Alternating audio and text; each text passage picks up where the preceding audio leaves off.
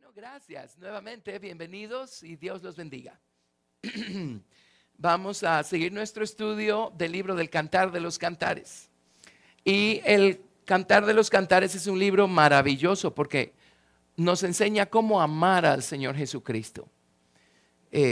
Lo amamos, pero cuando seguimos la trayectoria que siguió la amada aquí descrita en el Cantar de los Cantares, entonces llegamos a amar al Señor Jesucristo de una manera completa, ¿verdad?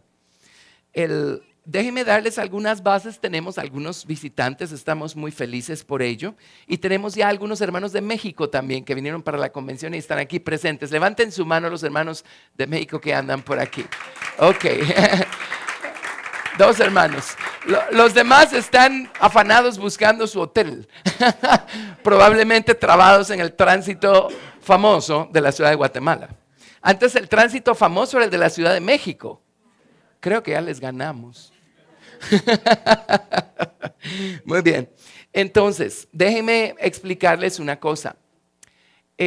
Cuando Dios formó al hombre, Dios hizo al hombre recto. El libro de Eclesiastés dice, Dios hizo al hombre recto, pero ellos buscaron muchas perversiones.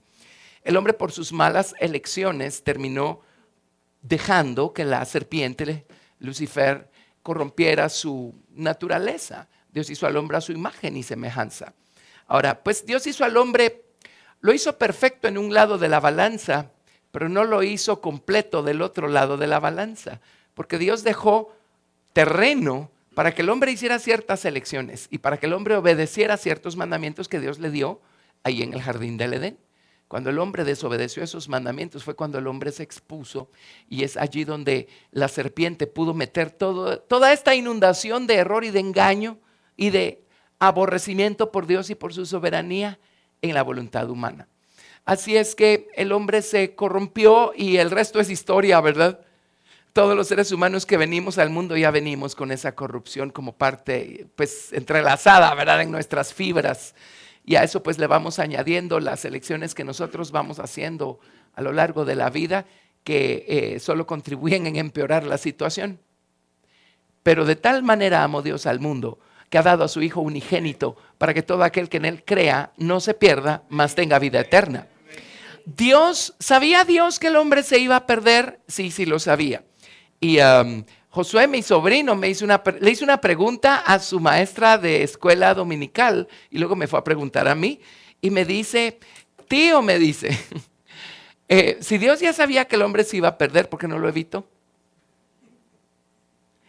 Lo felicité por la pregunta. Él tiene, ¿cuántos años tiene Josué? 11, ¿verdad? Lo felicité por la pregunta. Quiere decir que piensa. Una excelente pregunta merece una buena respuesta. Entonces le dije, bueno, te voy a decir por qué Dios no lo evitó. Porque si el hombre nunca se hubiera perdido, el hombre no necesitaría salvación. Y el Hijo de Dios, Él es el Salvador. Entonces no hubiera habido espacio para la revelación del Hijo de Dios. No hubiéramos tenido a Jesús si no nos hubiéramos metido en problemas. O sea, ¿quién necesita un Salvador si nadie se perdió? Amén. Entonces le dije, por eso es que Dios no lo evitó, porque nos ama tanto que quería revelar al mundo lo más preciado que Él tiene, y esto es a su propio Hijo, el Señor Jesucristo. Y no había otra manera de revelarlo. Amén, porque no hubiera habido la necesidad de un Redentor, de un Salvador. Todos los seres humanos necesitamos ser, en primer lugar, perdonados, ¿verdad? De nuestro pecado. Necesitamos ser rescatados del estado en el que nos encontramos. Todos los seres humanos tenemos una deuda moral para con Dios. La Biblia dice, la paga del pecado es la muerte. Así es que cada vez que pecamos, alguien dirá, pero yo no peco así como. No, pues, ¿qué tal cada vez que nos enojamos? O cada vez que tenemos un mal pensamiento, una mala inclinación en contra de alguien, ganas de ahorcar a alguien. Bueno, la paga del pecado es muerte, y cada vez que nosotros ofendemos a Dios, nuestra deuda moral se va incrementando. Ahora, ¿quién puede pagar por la deuda moral que tiene para con Dios? Nadie puede. Esa es la razón por la que necesitamos nosotros, o toda la humanidad necesitó y necesita de un redentor. Redentor significa alguien que está dispuesto a pagar el precio para rescatarnos del estado en el que estamos. Toda la humanidad necesita de alguien que sea capaz de pagar la deuda moral que todos tenemos. Así es que el Señor Jesucristo es el único capaz de pagar esa deuda moral, porque Él no le tiene ninguna deuda moral al Padre. Amén. El Cordero limpio, puro, sin mancha, sin arrugas, sin pecado. Así es que el Señor Jesucristo es quien vino a pagar el precio de nuestro pecado. Ahora, mucha gente dice, bueno, Jesús es el Salvador del mundo, por lo tanto es mi Salvador. Sí y no. Él es el Salvador en términos generales, pero Él está esperando a que nosotros lo hagamos nuestro Salvador de manera particular. Y es allí donde el poder de su cruz empieza a trabajar en nosotros. Es allí donde empieza esta emocionante aventura que se llama caminar con el Señor Jesucristo de la mano el resto de la vida. Amén. Cuando nosotros hacemos nuestra de manera personal la salvación que hay en Cristo, el Señor Jesucristo viene y con su sangre, número 1, nos perdona de pecados. Número 2, si la deuda ya está perdonada, entonces ya no tenemos ninguna vergüenza para con Dios. Así es que Jesús nos ha reconciliado con Dios el Padre. Ahora podemos nosotros entrar confiadamente al trono de la gracia y tener comunión con el Padre por medio del Señor Jesucristo. Amén. Gracias a Dios por la preciosa sangre del Señor Jesucristo. Así es que allí empieza esta jornada, cuando invitamos a Jesús a ser nuestro Salvador de manera personal, cuando reconocemos nuestro estado, y es fácil reconocerlo cuando Dios nos está atrayendo y el Espíritu Santo nos está convenciendo de que tenemos una necesidad. Bueno, el Señor Jesús, cuando le decimos, Jesús, sálvame, el Señor viene y lo hace, y nos limpia con su sangre, y Él crea un nuevo hombre dentro de nosotros. La Biblia nos llama a nosotros el viejo hombre y nuestro corazón que se corrompió es el viejo corazón. Pues viene Jesús y crea un nuevo corazón dentro de nuestro viejo corazón. Y viene Jesús el creador y Él viene a morar dentro de esta nueva criatura o este nuevo corazón. Así es que si alguno está en Cristo, las cosas viejas, nueva criatura es. Las cosas viejas pasaron y aquí todas son hechas nuevas. Amén. Entonces viene el Señor Jesucristo y ahora ya el Señor Jesucristo está viviendo dentro de nosotros. Mucha gente dice, pues Jesús vive en mi corazón desde el día que yo nací. Sí y no. Pues si Él es el creador, tiene que haber algo del creador en cada ser humano, ¿verdad? Pero definitivamente el pecado corrompió una buena parte y le puso un gran velo a otra buena parte, ¿verdad? No, necesitamos a Jesús aquí adentro por redención, por redención. Necesitamos recibirlo en el corazón y el Evangelio de Juan en el capítulo 1 dice, y a todos los que le recibieron, a los que creen en Él, les dio potestad de ser hechos hijos de Dios. Amén. Entonces allí empieza esta jornada. Allí empezamos nosotros a escalar, pues hagámoslo como una escalera. La cruz de Cristo es una escalera. El día de nuestra salvación, la cruz empieza a trabajar en nuestra vida, por supuesto. Pues 7, ¿verdad? La cruz empieza a trabajar en nuestra vida. Y lo primero que nosotros encontramos en este camino, por supuesto, es la sangre del Señor Jesucristo, ¿verdad? Que nos limpia de pecados. Eso es lo primero, la salvación. Bueno, alguien dirá que ya hay más. Bueno, si seguimos caminando, si dejamos que el Señor nos vaya metiendo a este camino, vamos a descubrir que el Señor tiene muchas otras experiencias maravillosas para nosotros. Resulta que el Señor quiere bautizarnos con su Espíritu Santo y fuego. Y el libro de Romanos dice que el amor de Dios es derramado en nuestros corazones por el Espíritu que nos es dado. Así es que no solo el Señor nos manifiesta su amor salvándonos, sino que adicional a eso viene el Señor y nos bautiza con su Espíritu Santo y fuego. Alguien dirá, ¿y eso qué es? ¿Cómo sé si lo tengo? Bueno, obsérvenos al resto de nosotros y vas a ver de qué se trata. Y parte de los regalos o los dones que vienen con el bautismo con el Espíritu Santo son cosas como el don de hablar en otras lenguas, un lenguaje desconocido, no aprendido, y eso nos lo da Dios para que lo adoremos con ese lenguaje, le hablemos con ese lenguaje, y por eso oramos en otras lenguas. Amén. Bueno, resulta que si seguimos adelante vamos a descubrir que el Señor Jesucristo quiere bautizarnos en su naturaleza. O sea, no solo quiere ver su naturaleza aquí adentro de nosotros, creciendo, quiere ver su naturaleza cubriéndonos por fuera. Amén. Y la Biblia dice, si hemos sido bautizados en Cristo, de Cristo estamos revestidos. Así es que Él quiere revestirnos con Cristo por fuera también. Y para eso tenemos el principio y la experiencia del bautismo en agua. Y cuando somos bautizados en Cristo, en su nombre, en su naturaleza, el poder de ese nombre empieza a obrar, y ya está obrando desde el día de nuestra salvación. Pero el día de nuestro bautismo en agua empezamos a descubrir que sí se puede vencer el pecado con su ayuda. Amén. Y sí podemos darle muerte a lo terrenal en nosotros, como nos pide la Biblia hacerlo, para que empiece a vivir Cristo en nosotros de una manera más completa. Amén. Así es que recibimos ese poder cuando somos bautizados en agua. Pues de esa manera vamos nosotros subiendo la escalera. Luego resulta que aprendemos a hablarle a Dios en oración de una manera muy básica, por supuesto.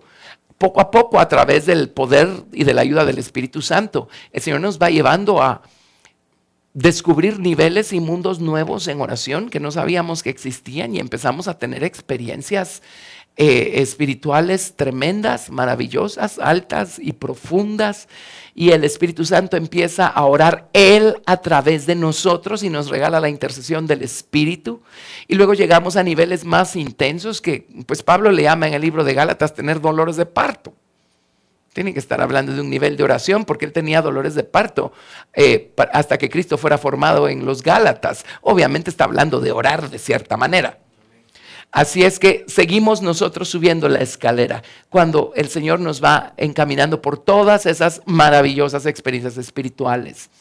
Bueno, resulta que cuando aprendemos a orar y ya tenemos una experiencia un poquito más constante y consistente en oración, vamos a descubrir que la palabra de Dios se nos empieza a abrir de manera milagrosa y asombrosa. Y de repente versículos que habíamos leído empiezan a cobrar vida. Empezamos a entender la palabra, empezamos a encontrar la verdad que hay detrás de las parábolas, de las historias, de los personajes, de los lugares y de todo lo que narra la palabra de Dios. Empezamos a adquirir sabiduría, entendimiento, conocimiento para hacer elecciones prudentes. Empezamos a dejarnos gobernar por lo que empezamos a aprender de la palabra de Dios y ya no tanto por lo que ven nuestros ojos. Amén. La Biblia se convierte en nuestra luz, nuestro guía. Y entonces poco a poco empezamos a descubrir que en nosotros se empieza a formar una fe y una fortaleza, una fuerza tremendas para caminar en base a lo que hemos ido aprendiendo aún en medio de las situaciones más difíciles de la vida. Cuando nuestro conocimiento solo es teórico, cuando vienen los problemas graves, es muy difícil que se nos ocurra conectar la teoría que sabemos con el problema y decir, aquí está la respuesta. Esto es lo que yo tengo que hacer en medio de esta situación. Pero cuando empezamos a convertirnos en hacedores de la palabra de Dios, empezamos a fortalecernos en ella, empieza a crecer nuestra fe. Un día tenemos una situación difícil y vamos a decir, esta es mi oportunidad para creerle a Dios, porque yo sé, yo ya aprendí, yo ya entendí que Dios es fiel y que Dios es mi roca, mi fortaleza. Amén. Entonces de esa manera se va formando en nosotros el candelero de oro, ¿verdad? La mesa con los 12 panes de la proposición. Estos son los muebles que describe el tabernáculo mosaico. Luego llega un día, estando nosotros en este proceso, por supuesto que es un proceso maravilloso, porque mientras más luz obtenemos de la palabra de Dios, más capaces somos de vernos a nosotros mismos y de ver en dónde no estamos siendo precisamente como Cristo. Entonces podemos ir otra vez a la sangre preciosa del Señor Jesús a pedirle perdón de una manera nueva, fresca. Podemos recibir una nueva llenura del Espíritu Santo porque alimentamos el altar con más leña. Amén. Podemos lavarnos un poco más.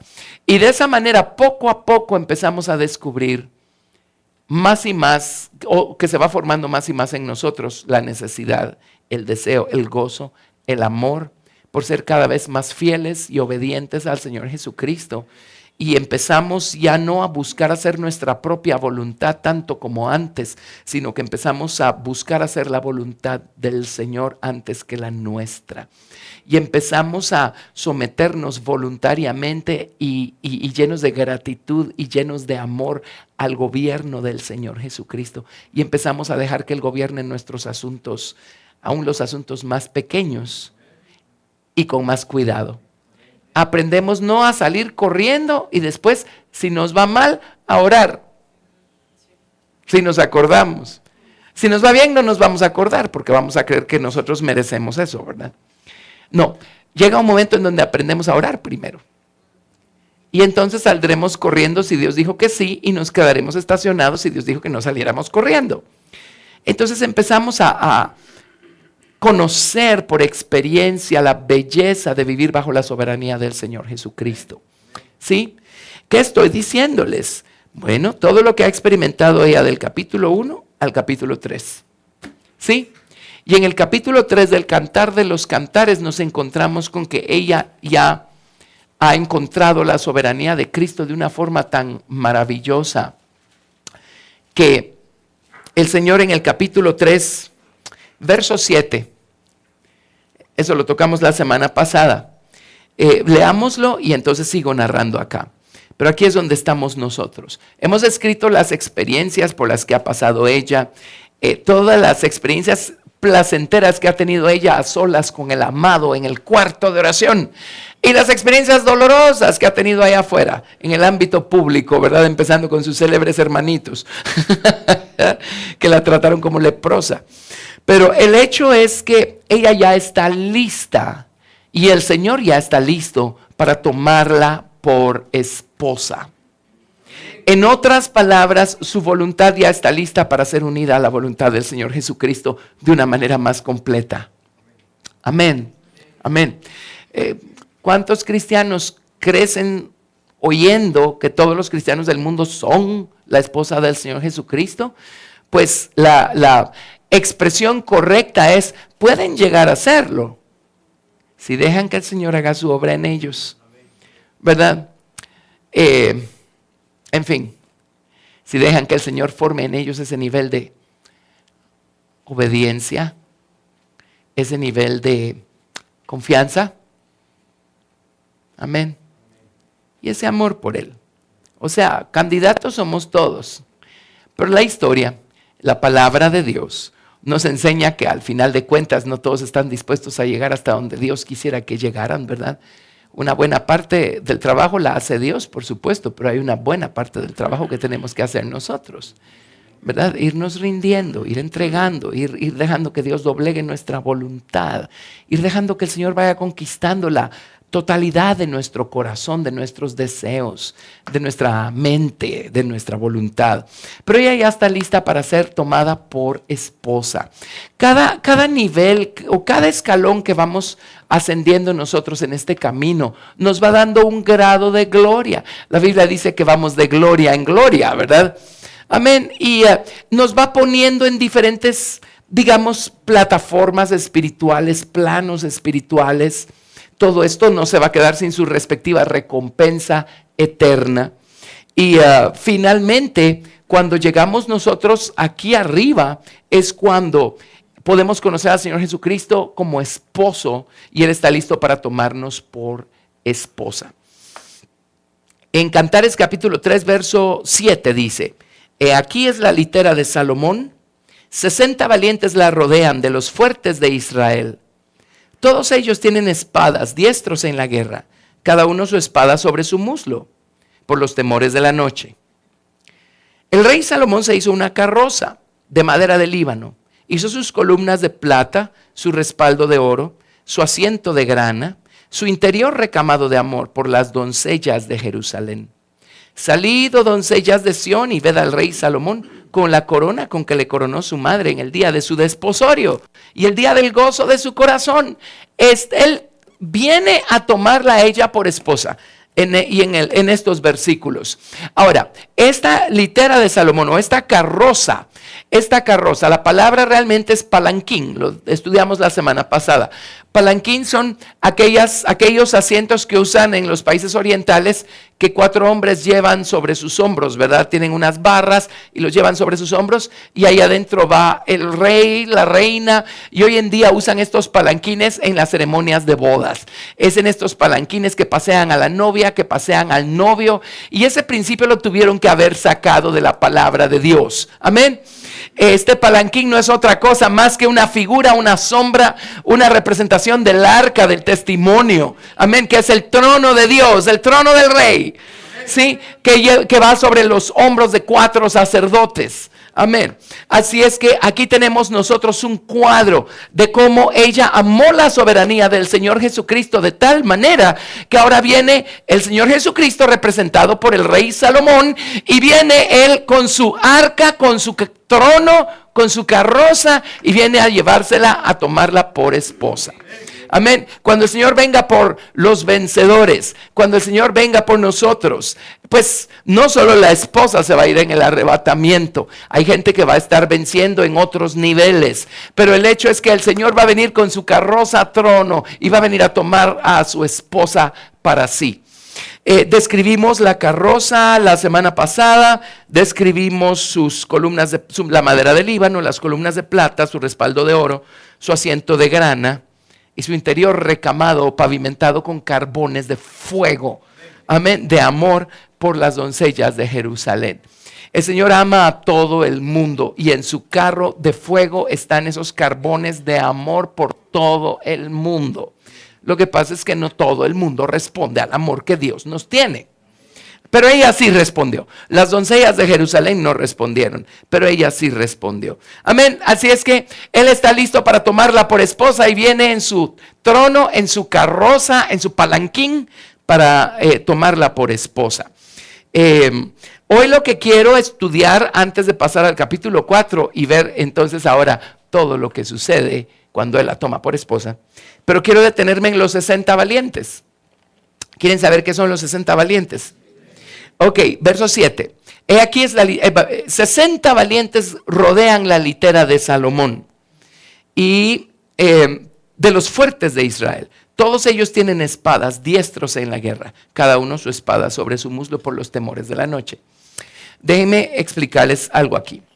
Es como que cuando llegamos al último peldaño de la escalera, es como que esta escalera nos introduce. ¿Cómo le hacemos? Vamos a ver, pongamos una nube aquí y pongamos otra escalera aquí arriba. Cuando crecemos en el Hijo de Dios, el Señor Jesucristo dijo: yo soy el camino y la verdad y la vida. Nadie viene al Padre sino por mí. El Señor Jesucristo dijo: en la casa de mi Padre muchas moradas hay, voy pues y os prepararé lugar para que donde yo estoy vosotros también estéis. Y uno piensa, pues un día me voy a morir y voy a estar en la casa del Padre.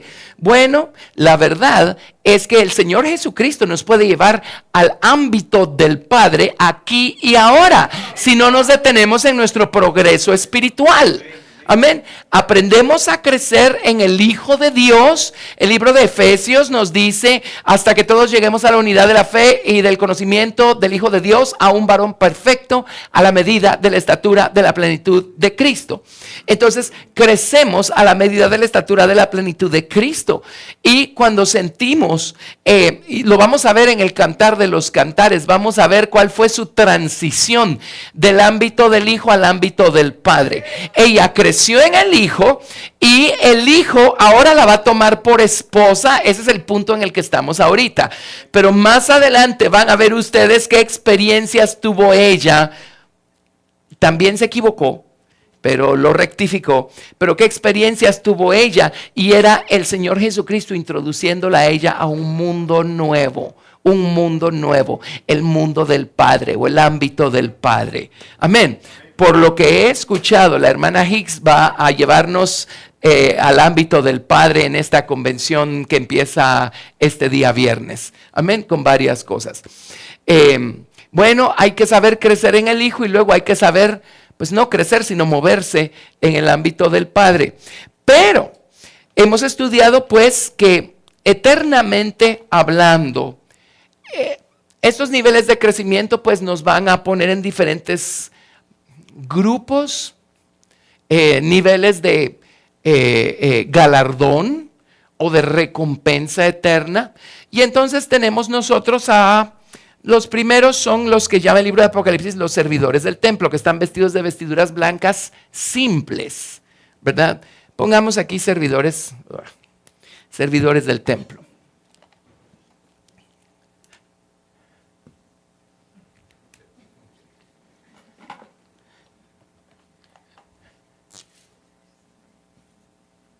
Eso no funciona, pero no lo van a ver. Servidores.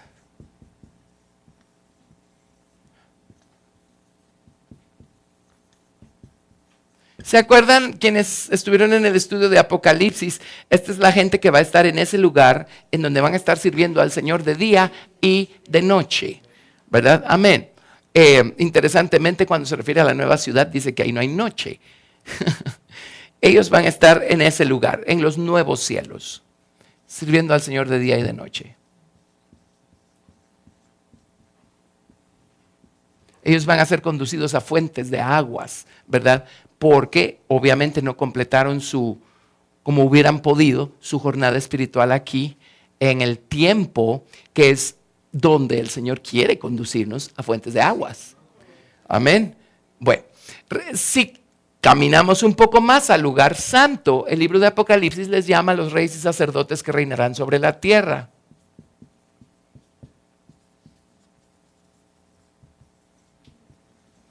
Y ellos, la Biblia los ubica en la nueva tierra. Y están vestidos con vestiduras blancas dobles.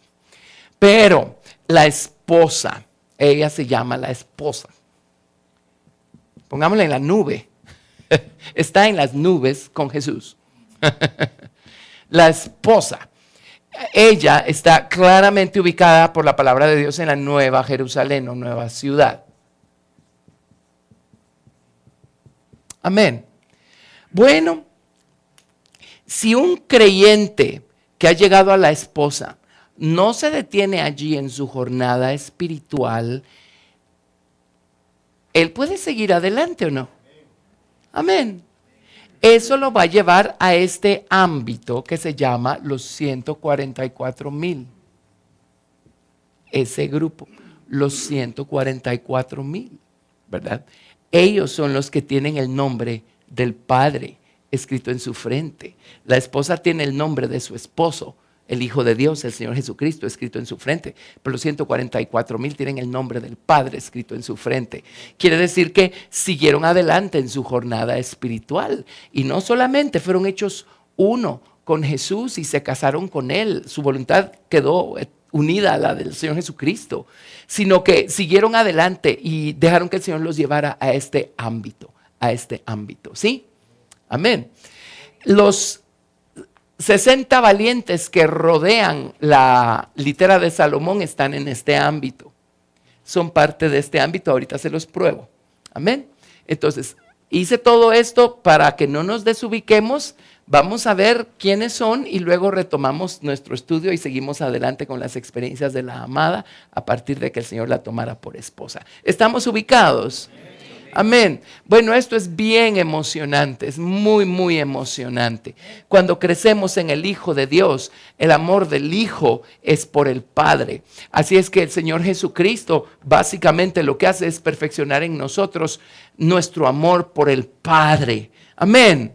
Pero cuando seguimos adelante en nuestra jornada espiritual y el Señor Jesús nos introduce al ámbito del Padre, el amor del Padre es por el Hijo, por sus hijos. Amén. Así es que es allí donde se perfecciona nuestro amor, es aquí donde se perfecciona el amor al prójimo, en este ámbito.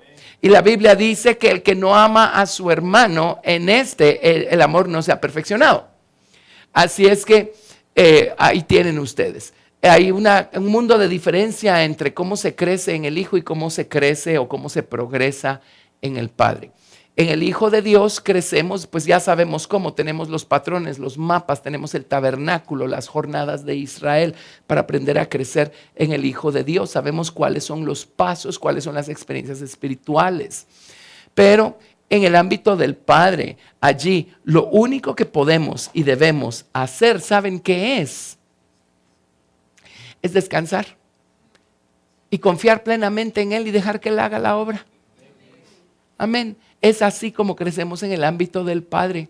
Por eso pasan, pues, entre aquí y aquí a aquí. Pasan unas experiencias tremendas que nos dejan saber cuán pequeños somos. Y entonces estamos listos para entrar al ámbito del Padre y decir, Señor, yo no puedo hacer absolutamente nada, haz tú todo lo que tengas que hacer. ¿Verdad? Bueno, pero estos 60 valientes pertenecen a ese ámbito.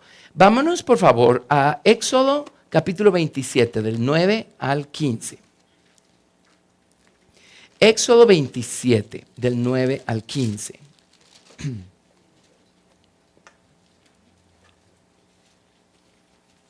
Voy a borrar todo esto. ¿Puedo borrar todo esto? Muy bien.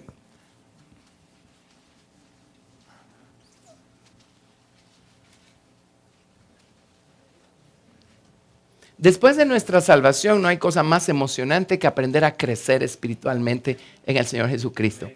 Todo cristiano sincero quiere crecer y sabe que tiene que crecer, pero no es fácil encontrar una enseñanza clara que nos diga cómo crecer. Así es que en esto hemos sido muy privilegiados, gracias a Dios por quienes nos han enseñado. Éxodo 27, 9. Asimismo harás el atrio del tabernáculo. Al lado meridional, al sur, tendrá el atrio cortinas de lino torcido de 100 codos de longitud para un lado. Sus 20 columnas y sus 20 basas serán de bronce. Los capiteles de las columnas y sus molduras de plata. De la misma manera, al lado del norte habrá a lo largo cortinas de 100 codos de longitud y sus 20 columnas, con sus 20 basas de bronce. Los capiteles de sus columnas y sus molduras de plata. El ancho del atrio del lado occidental tendrá cortinas de 50 codos, sus columnas 10 con sus 10 basas. Y en el ancho del atrio por el lado del oriente al este habrá 50 codos. Las cortinas a un lado de la entrada serán de 15 codos, sus columnas 3 con sus 3 basas. Y al otro lado 15 codos de cortinas, sus columnas 3 con sus 3 basas. Alguien dirá, hermano, ¿me puede decir qué leyó? Bueno, esto.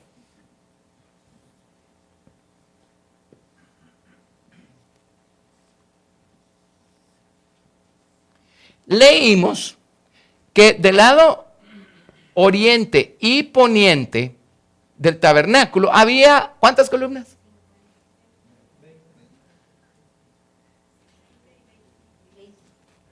Lado poniente y lado oriente. Poniente y oriente, poniente y oriente. Poniente y oriente. 10, gracias. 1, 2, 3, 4, 5, 6, 7, 8, 9. Ay, esto lo hice todo deforme y feo, pero no importa. 10. Y del lado norte y del lado sur había 20 columnas. 20 columnas. Hagan de caso que hay 20. Entonces, si aquí habían 10 columnas, y aquí había 20 columnas, y aquí había 20 columnas, y aquí había 10 columnas, ¿cuántas columnas tenemos en el atrio? 60 columnas. ¿Y qué rodean esas columnas? Sino el trono del rey que está en el lugar santísimo. Ahí está el arca y el propiciatorio acá en el lugar santísimo. Amén. Por eso cuando aparece la litera de Salomón, se describe rodeada de 60 valientes. Cuando buscamos el arca del testimonio acá en el tabernáculo, encontramos nosotros que el arca está rodeada por 60 columnas. Amén. Bueno, ¿qué tiene que ver eso con los 144,000? Es muy fácil. Si se acuerdan de las columnas, cada columna tenía su base de bronce. Las columnas estaban cubiertas de plata. Cada columna tenía dos, les llaman molduras. Yo no sé, no eran arquitectos los que hicieron la Reina Valera. Son ganchos conectores. Moldura en arquitectura es otra cosa. pero así les llamaron, así es que los vamos a perdonar y los vamos a agradecer, los amamos. ¿Qué sería de nosotros en nuestra Biblia? Amén. Así es que hay 2 ganchos conectores en cada columna, hay 2 cuerdas en cada columna y hay 2 estacas en cada columna. Entonces, eso significa, si son 60 columnas, ¿tenemos cuántas estacas? 120. Si son 60 columnas, ¿tenemos cuántas cuerdas? 120. Si son 60 columnas, ¿tenemos cuántos ganchos conectores o molduras? 120. 120 es el múltiplo de 144,000. Amén. Ahí tienen el principio. Bueno, si todavía no están contentos con la explicación, vámonos a Apocalipsis capítulo 3. Apocalipsis capítulo 3.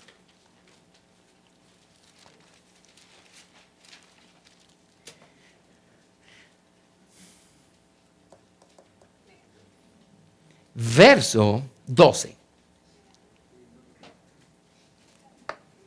Apocalipsis 3:12. Vamos a leer ese versículo todos juntos en voz alta. ¿Lo tienen? Apocalipsis 3:12.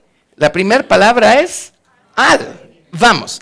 Al que venciere, yo lo haré columna en el templo de mi Dios y nunca más saldrá de allí.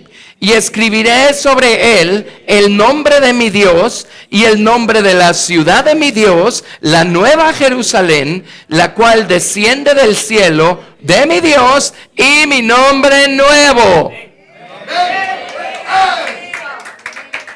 La palabra columna es amud, y esa es la palabra que describe las 60 columnas del atrio, y en las Biblia, en los Nuevos Testamentos hebreos es la palabra que se utiliza en Apocalipsis capítulo 3. Al que venciere yo le haré columna, amud.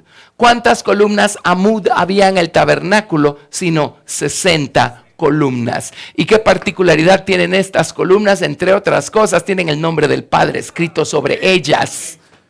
Entonces, ¿son o no son los 144,000? Amén. Vámonos a Apocalipsis 14 del 1 al 5.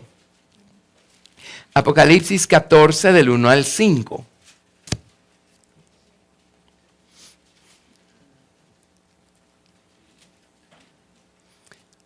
...14 del 1 al 5... Este se los leo yo. Apocalipsis 14 del 1 al 5. Después miré y aquí el Cordero estaba en pie sobre el monte de Sión, y con él 144,000 que tenían el nombre de él y el de su Padre escrito en la frente. Y oí una voz del cielo como estruendo de muchas aguas y como sonido de un gran trueno. Y la voz que oí era como de arpistas que tocaban sus arpas y cantaban un cántico nuevo delante del trono y delante de los 4 seres vivientes y de los ancianos. Y nadie podía aprender el cántico sino aquellos 144,000 que fueron redimidos de entre los de la tierra. Estos son los que no se contaminaron con mujeres, pues son vírgenes. Estos son los que siguen al Cordero por donde quiera que va. Estos fueron redimidos de entre los hombres como primicias para Dios y para el Cordero. Y en sus bocas no fue hallada mentira, pues son sin mancha delante del trono de Dios. Amén. Ahora, algunos de ustedes podrían tener la siguiente duda. Vámonos a Apocalipsis capítulo 7 del 1 al 8. Apocalipsis 7 del 1, del 1 al 8. Los 144,000 de Apocalipsis capítulo 14, estamos hablando de gente que está en el monte de Sión espiritual con el Cordero, con el Señor Jesucristo. Estamos hablando de una escena que el apóstol Juan vio desarrollarse en los cielos. ¿Estamos de acuerdo? Ok. En Apocalipsis capítulo 7 se mencionan 144,000. No son el mismo grupo, porque en el capítulo 7 la escena se está desarrollando en la tierra. Apocalipsis 7:1 dice: después de esto vi a 4 ángeles en pie sobre los 4 ángulos de la tierra, que detenían los 4 vientos de la tierra, para que no soplase viento alguno sobre la tierra, ni sobre el mar, ni sobre ningún árbol. Vi también a otro ángel que subía de donde sale el sol y tenía el sello del Dios vivo. Y clamó a gran voz a los 4 ángeles a quienes se les había dado el poder de hacer daño a la tierra y al mar diciendo: no hagáis daño a la tierra, ni al mar, ni a los árboles, hasta que hayamos sellado en sus frentes a los siervos de nuestro Dios. Esta escena es en la tierra. Los juicios de Dios están por manifestarse. Estamos en el periodo de gran tribulación. Los vencedores ya se fueron de aquí. Amén. Y quedó todo el resto de creyentes que no. En Guatemala decimos no se pusieron las pilas a tiempo. Amén. Algunos allí se van a poner las pilas, pero van a pagar el precio con su propia vida, ¿verdad? Amén. Así es que, además, en el capítulo 14 dice: estos son los que fueron redimidos de entre los de la tierra. En cambio, en Apocalipsis capítulo 7 es gente que está en la tierra, no se fue a ningún lado, pero el Señor los va a sellar para preservarlos y no permitir que el anticristo los persiga. Pues tal vez los persiga, pero no va a acabar con ellos. Ni los juicios de Dios van a destruirlos tampoco. Dice: y oí el número de los sellados. 144,000 sellados de todas las tribus de los hijos de Israel. Así es que, ¿quiénes son sino descendientes de Israel? De la tribu de Judá, 12,000 sellados. De la tribu de Rubén, 12,000 sellados. De la tribu de Gad, 12,000 sellados. De la tribu de Aser, 12,000 sellados. De la tribu de Neftalí, 12,000 sellados. De la tribu de Manasés, 12,000 sellados. De la tribu de Simeón, 12,000 sellados. De la tribu de Leví, 12,000 sellados. De la tribu de Isaacar, 12,000 sellados. De la tribu de Zabulón, 12,000 sellados. De la tribu de José, 12,000 sellados. De la tribu de Benjamín, 12,000 sellados. Ya hemos estudiado, ahí falta la tribu de Dan. Hemos estudiado en su momento por qué falta la tribu de Dan allí. Pero el hecho es que son descendientes de Israel, son personas que están aquí abajo. Los juicios de Dios están por desatarse sobre el mundo entero y el Señor se toma la tarea amorosa de ponerles un sello para que no perezcan ni a causa de los juicios ni en manos del anticristo, ¿verdad? Es de este pequeño núcleo que el Señor va a construir una nación de Israel en el milenio, después de la gran tribulación. Y a ellos, el resto de nosotros, vamos a tener el privilegio de instruirlos en los caminos de Dios. Eso lo dice claramente Isaías capítulo 1. Así es que el Señor Jesucristo va a estar reinando desde Jerusalén y la esposa y los 144,000 van a estar reinando juntamente con él desde Jerusalén. Y la Biblia dice que todas las naciones y las tribus van a subir a Jerusalén y van a decir: por favor, enséñennos los caminos de Dios. Amén.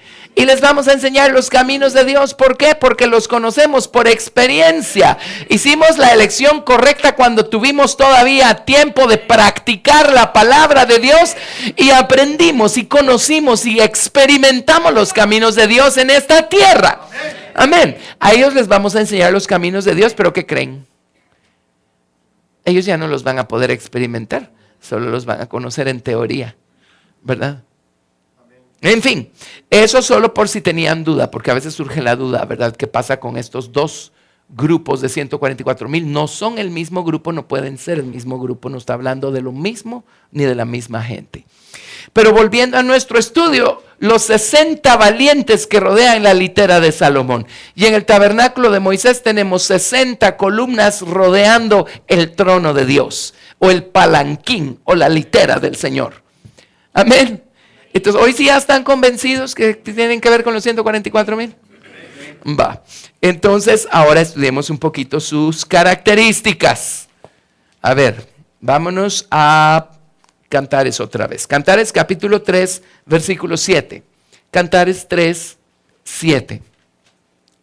Alguien dirá: pero yo creo que es más bonito ser la esposa del Señor Jesucristo que ser uno de estos 60 valientes que rodean el palanquín de Salomón.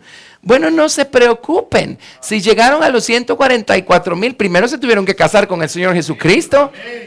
Eso les dice que los 144,000 van a hacer por toda la eternidad un servicio particular, especial, en todos esos mundos que Dios todavía no ha creado y va a crear. Vamos a estar muy ocupados y bien contentos. Cantares capítulo 3, verso 7. Aquí es la litera de Salomón, 60 valientes. Eso es lo primero que necesitamos saber. Son 60 valientes. 60 valientes. Bueno, vamos a ver por qué son valientes. ¿Qué significa que son valientes? Son 60 valientes. La palabra valientes en idioma hebreo es la palabra gibor. Gibor. Se escribe así. Gibor. La palabra gibor significa poderoso, guerrero, diestro,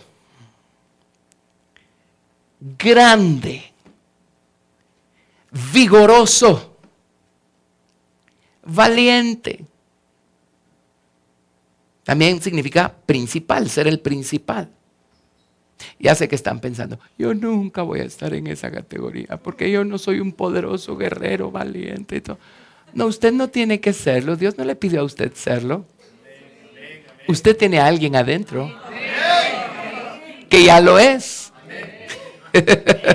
Hey, esta palabra viene de una raíz etimológica que es gabar. Gabar. A ver.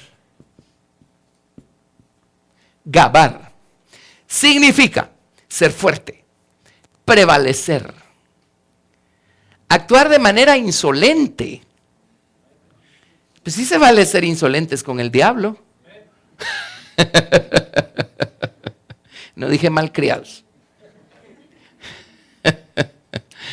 Y todo esto está conectado con la famosísima palabra gebura.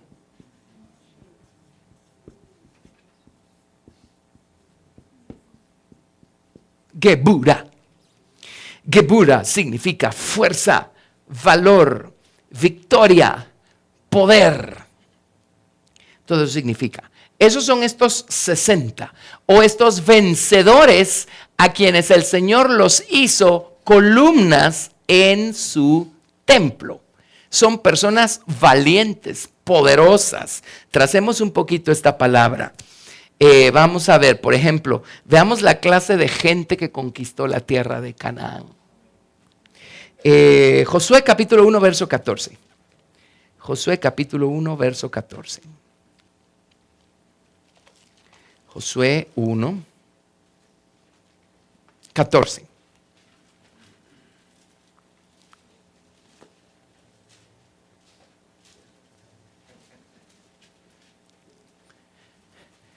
Josué 1:14.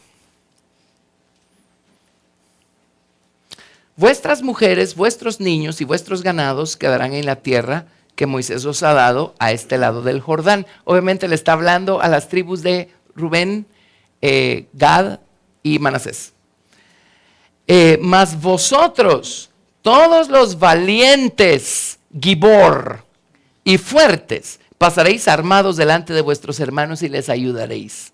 ¿Quiere conquistar la tierra de Canaán? Necesitamos esta clase de valentía, esta clase de fuerza. ¿Saben por qué? Porque la tierra de Canaán resulta ser nuestro propio corazón carnal, y está lleno de gigantes, re feos, y lleno de reyes y de habitantes. Amén, que son totalmente contrarios a la naturaleza del Señor Jesucristo y tenemos que lidiar con ellos. Vaya si tenemos que ser valientes para lidiar con nosotros mismos. ¿Sí? Bueno, los valientes son los que atravesaron el Jordán y se fueron a pelear y a conquistar la tierra. Los valientes. Vámonos a Jueces capítulo 6. Jueces capítulo 6, verso 11. Jueces 6:11. La historia de Gedeón, el sexto juez. La historia de Gedeón es maravillosa.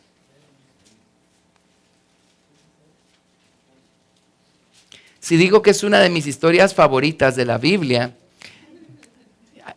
tengo a alguien que siempre se encarga de recordarme que siempre digo que lo que estoy leyendo es mi porción favorita de la Biblia.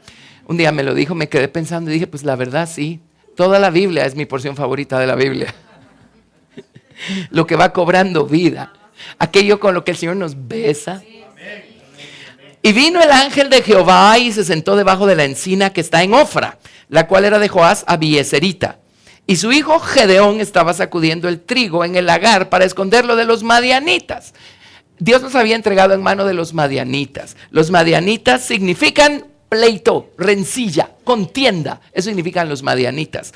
Y resulta que los madianitas los llevaban, tenemos una expresión acá, de un hilo a los israelitas, ¿verdad? Ellos tenían en su poder todas las armas y las cosas para afilar las armas, y los israelitas, si necesitaban afilar sus hoces y la Biblia no les llama guadañas, pero así les llamamos en Guatemala, sus machetes y todo eso, tenían que ir con los madianitas. O sea, estaban completamente supeditados a ellos.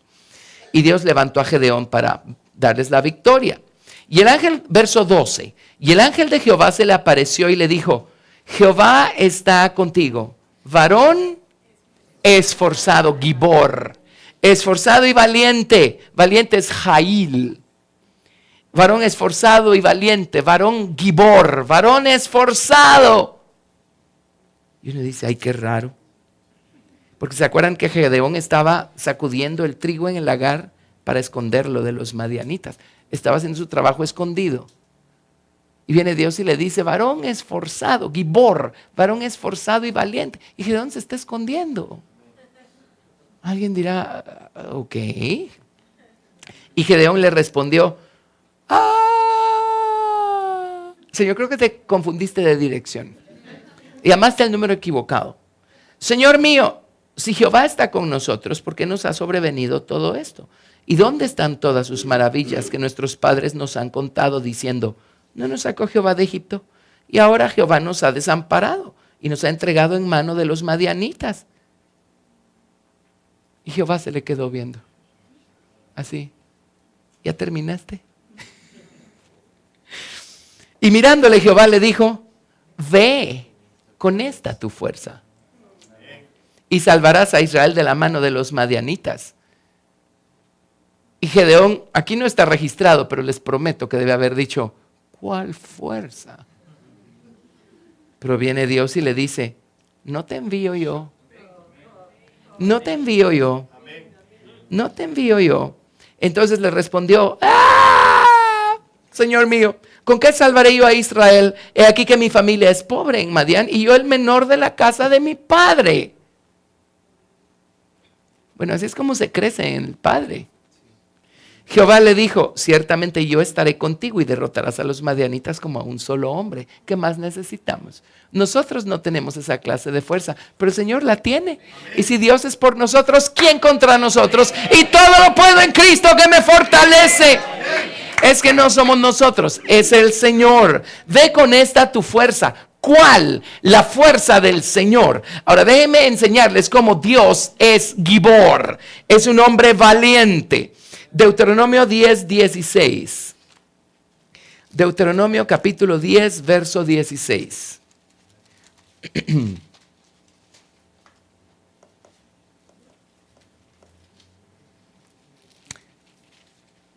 Espérenme, voy a ver si de veras es el 10 o es otro.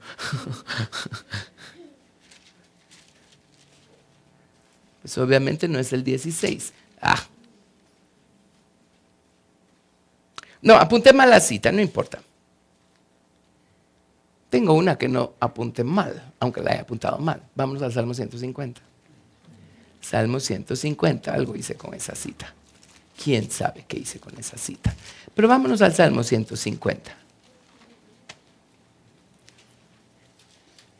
Salmo 150.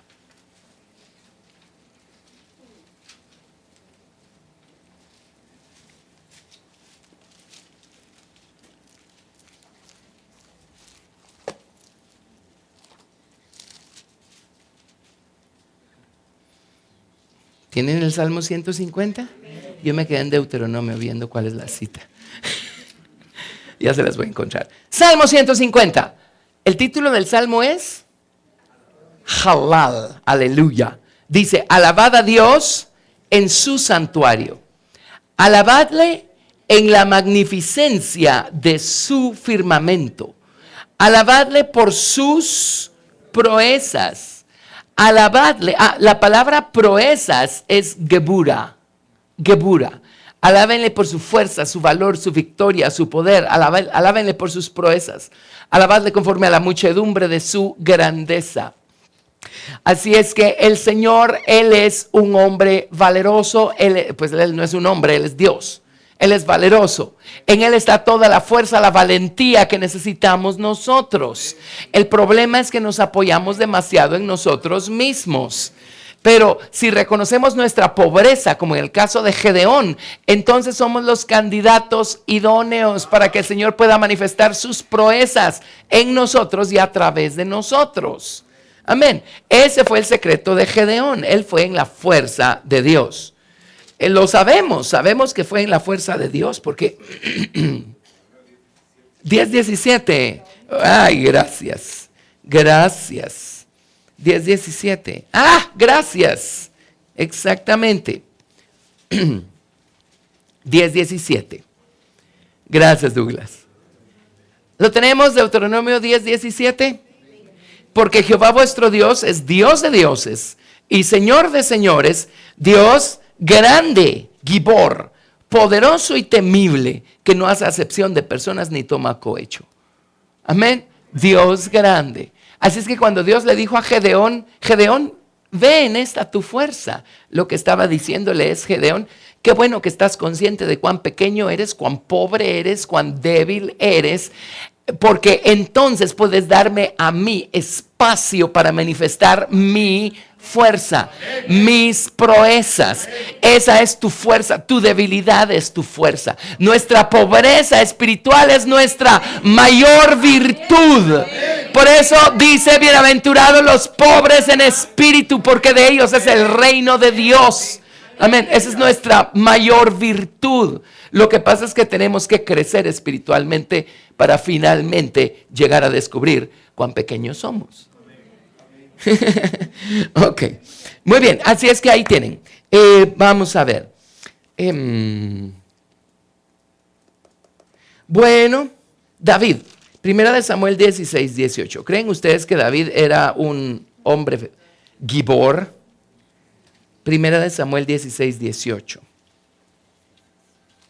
1 Samuel 16, verso 18.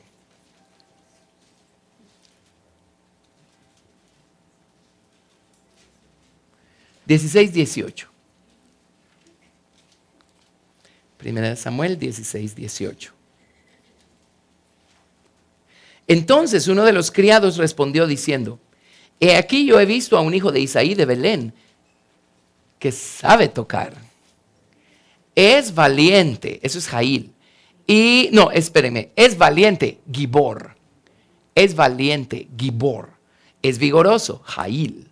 Hombre de guerra, prudente en sus palabras. Y encima de todo es hermoso. Y Jehová está con él. Si no, no habría nada. Amén. Pero es valiente. David es valiente. ¿Por qué era valiente? Pues Dios estaba con él, ¿verdad? Era un hombre valiente. Pero estamos tratando de ver la naturaleza de estas 60 columnas que hay alrededor del trono de Dios.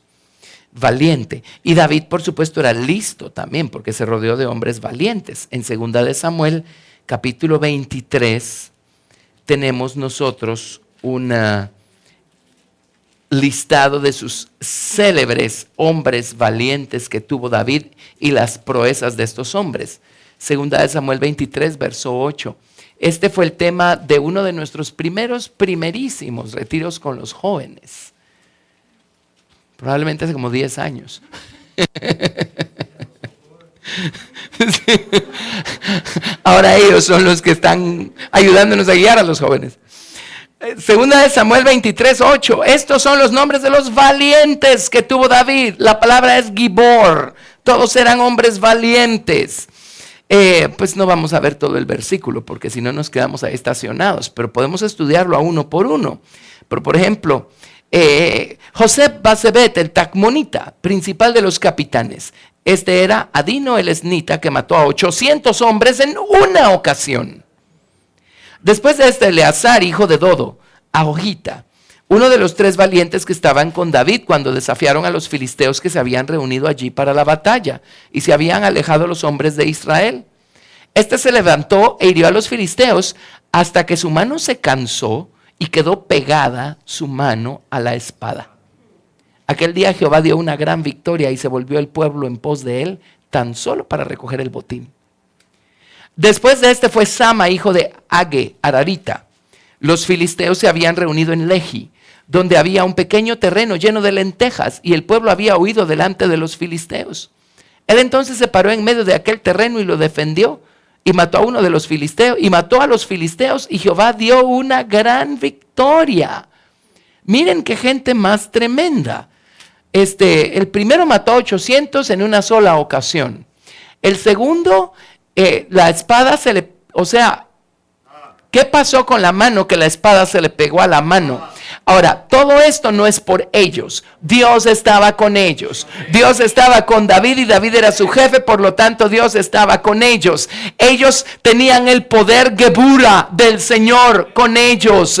Y cuando nosotros sentimos que ya no tenemos ni siquiera fuerzas para empuñar la espada, en otras palabras, ya no tenemos ni siquiera fuerzas para hablar un solo versículo de la palabra de Dios, si Dios hizo que la espada se le pegara a la mano a este hombre bajo el antiguo pacto, cuánto más nosotros, teniendo la sangre del Señor Jesucristo, cuando estamos cansados, desfallecientes, si nosotros ya no podemos agarrar la espada nos va a agarrar a nosotros.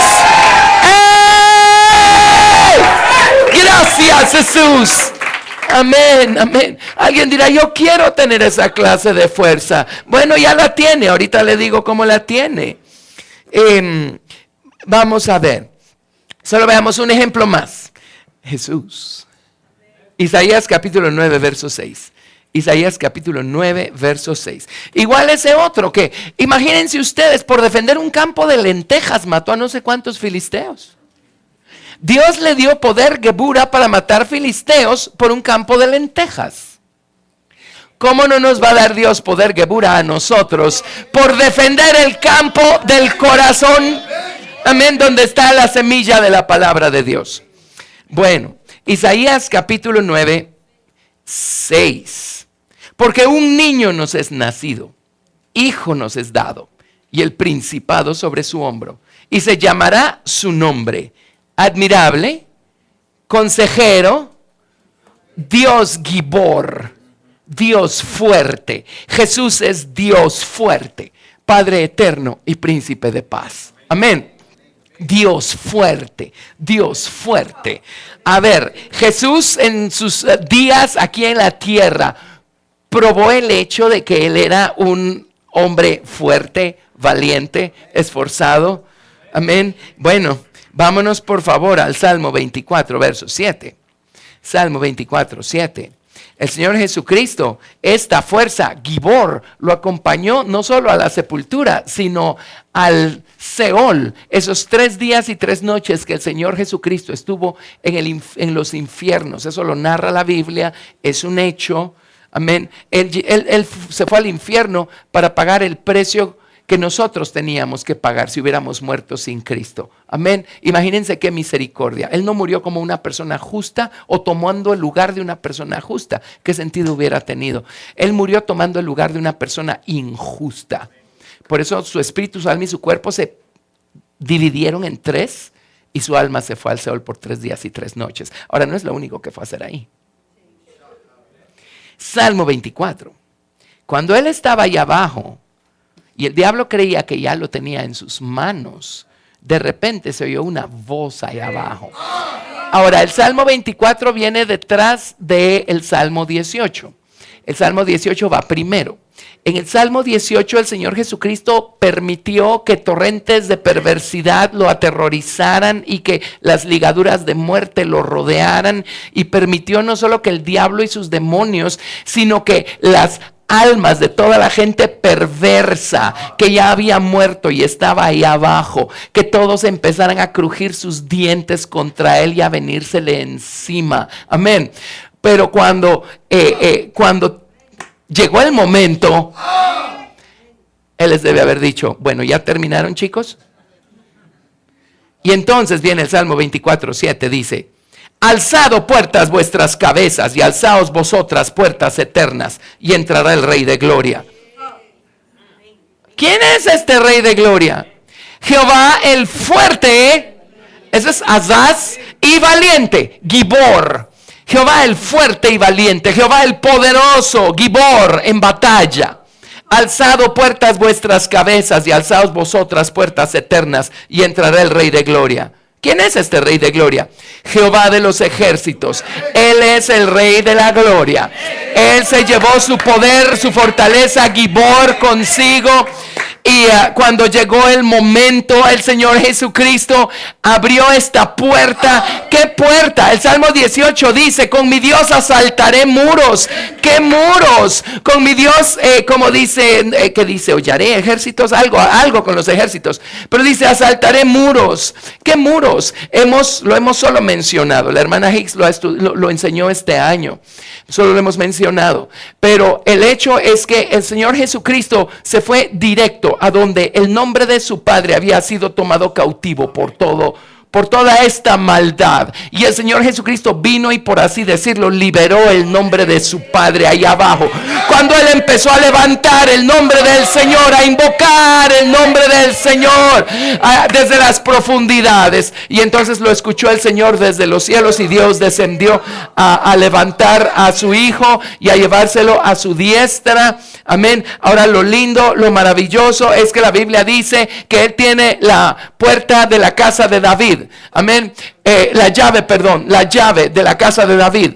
Y dice: y si Él abre, nadie puede cerrar, y si Él cierra, nadie puede abrir. ¿Lo dice o no lo dice? Bueno, ¿de qué puertas está hablando? ¿De qué llaves está hablando? El Señor Jesús abrió la puerta para que el nombre del Padre pudiera ser invocado desde las tinieblas más oscuras, desde las profundidades, amén, más profundas. Amén. Él dejó abierta la puerta. Así es que si ustedes y yo estamos pasando por tinieblas, por oscuridad, Él no solo dejó abierta la puerta, Él es Dios fuerte, poderoso. Él está con nosotros. Podemos levantar el nombre del Padre en medio de cualquier situación. Jesús lo hizo y dejó abierta la puerta. Eso es lo que significa que el nombre quedó libre en las profundidades.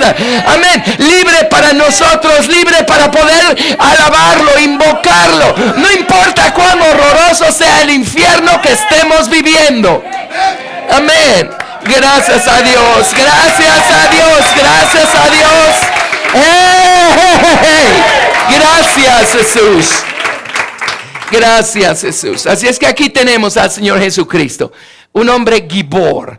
Alguien otra vez, ya sé que están pensando: hoy sí de plano yo ya no voy a estar entre las 60 columnas alrededor del atrio, porque yo no necesito pasar por un infierno para deprimirme. A mí, con que la temperatura suba 3 grados ya me deprimo. Bueno, déjeme decirle cómo sí puede. Vámonos ahora, por favor, a Job capítulo 39. Job capítulo 39. Job 39. ¿Ven qué clase de gente son los 144,000 o las columnas del atrio? Amén. Job 39. Verso 19.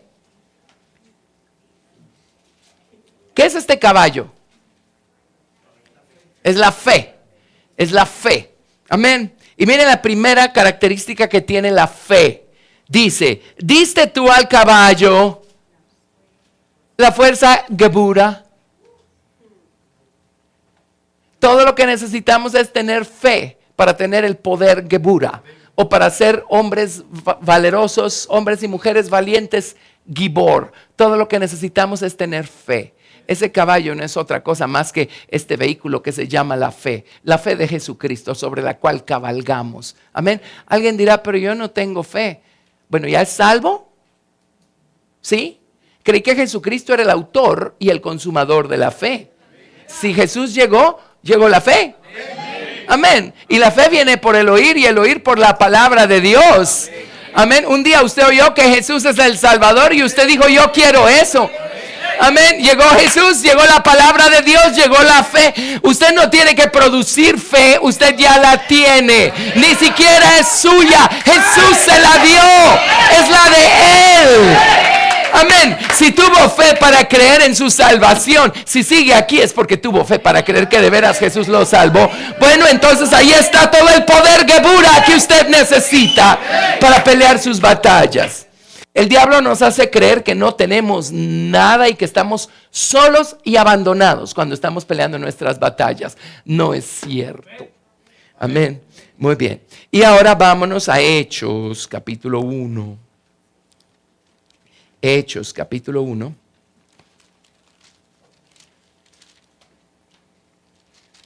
Vamos a ver. Verso 6. Mejor desde el 4. Mejor desde el 3. Mejor desde el 1. Leamos desde el 1. Hechos 1:1. En el primer tratado, oh Teófilo, hablé acerca de todas las cosas que Jesús comenzó a hacer y a enseñar, hasta el día en que fue recibido arriba después de haber dado mandamientos por el Espíritu Santo a los apóstoles que había escogido, a quienes también después de haber padecido se presentó vivo, con muchas pruebas indubitables, apareciéndoseles durante 40 días y hablándoles acerca del reino de Dios. Y estando juntos les mandó que no se fueran de Jerusalén, sino que esperasen la promesa del Padre, la cual les dijo: oísteis de mí. Porque Juan ciertamente bautizó con agua, mas vosotros seréis bautizados con el Espíritu Santo dentro de no muchos días. Entonces los que se habían reunido le preguntaron diciendo: Señor, ¿restaurarás el reino a Israel en este tiempo? Y les dijo: no os toca a vosotros saber los tiempos o las sazones que el Padre puso en su sola potestad. Pero recibiréis poder, Gebura, cuando haya venido sobre vosotros el Espíritu Santo, y me seréis testigos, mártires, en Jerusalén, en toda Judea, en Samaria y hasta lo último de la tierra. ¿Usted ya tiene fe?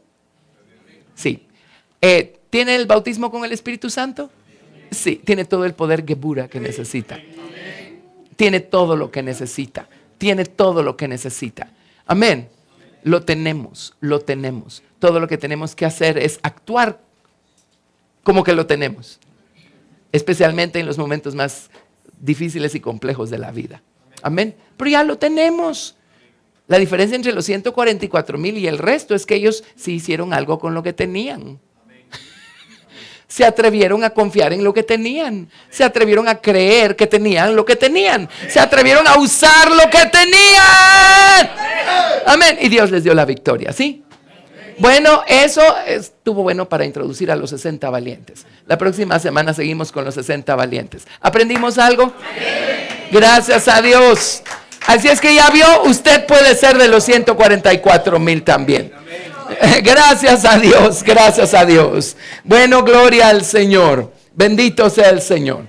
Gracias al Señor por su palabra. Nos fortalece, nos anima, nos ilumina, nos levanta. Vamos a poner a un lado nuestras cositas, vamos a ponernos en pie y vamos a bendecir a